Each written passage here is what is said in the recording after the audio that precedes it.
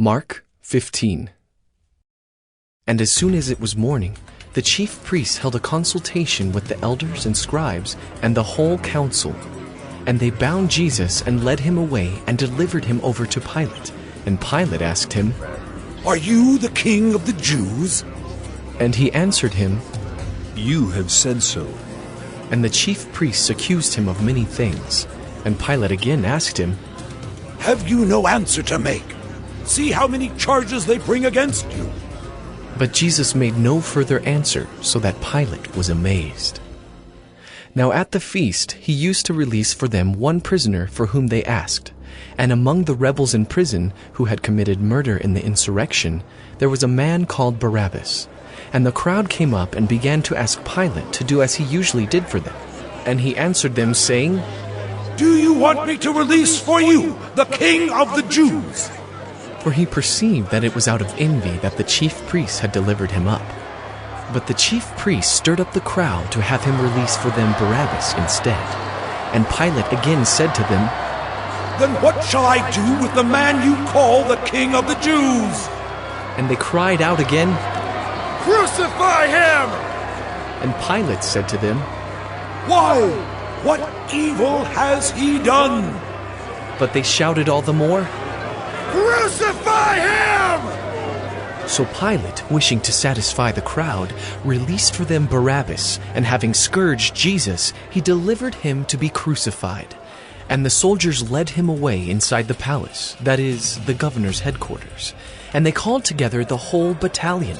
And they clothed him in a purple cloak, and twisting together a crown of thorns, they put it on him, and they began to salute him. "Hail, King of the Jews!"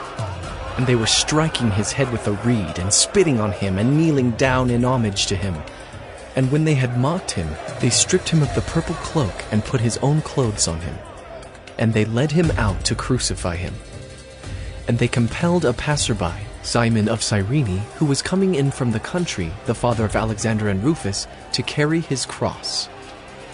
And they brought him to the place called Golgotha, which means place of a skull. And they offered him wine mixed with myrrh, but he did not take it. And they crucified him, and divided his garments among them, casting lots for them, to decide what each should take. And it was the 3rd hour when they crucified him.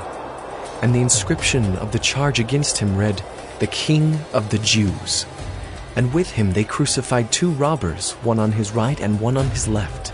And those who passed by derided him, wagging their heads and saying, "Aha!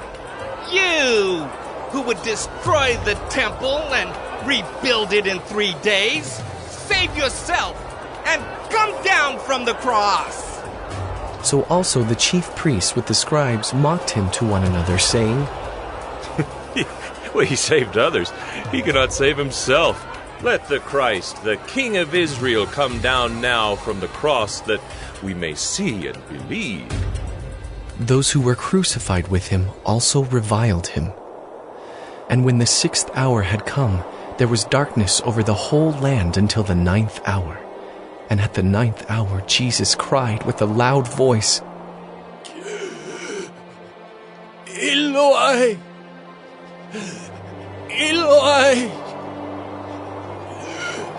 lama sabachthani," which means, "My God, my God, why have you forsaken me?" And some of the bystanders hearing it said, "Behold, he is calling Elijah." and someone ran and filled a sponge with sour wine, put it on a reed and gave it to him to drink, saying, Wait, let us see whether Elijah will come to take him down. And Jesus uttered a loud cry and breathed his last. And the curtain of the temple was torn in 2 from top to bottom.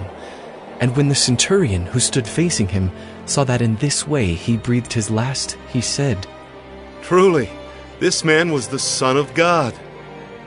There were also women looking on from a distance, among whom were Mary Magdalene, and Mary the mother of James the younger and of Joses, and Salome. When he was in Galilee, they followed him and ministered to him, and there were also many other women who came up with him to Jerusalem. And when evening had come, since it was the day of preparation, that is, the day before the Sabbath, Joseph of Arimathea, a respected member of the council, who was also himself looking for the kingdom of God, took courage and went to Pilate and asked for the body of Jesus. Pilate was surprised to hear that he should have already died, and summoning the centurion, he asked him whether he was already dead. And when he learned from the centurion that he was dead, he granted the corpse to Joseph. And Joseph bought a linen shroud, and taking him down, wrapped him in the linen shroud and laid him in a tomb that had been cut out of the rock. And he rolled a stone against the entrance of the tomb. Mary Magdalene and Mary the mother of Joseph saw where he was laid.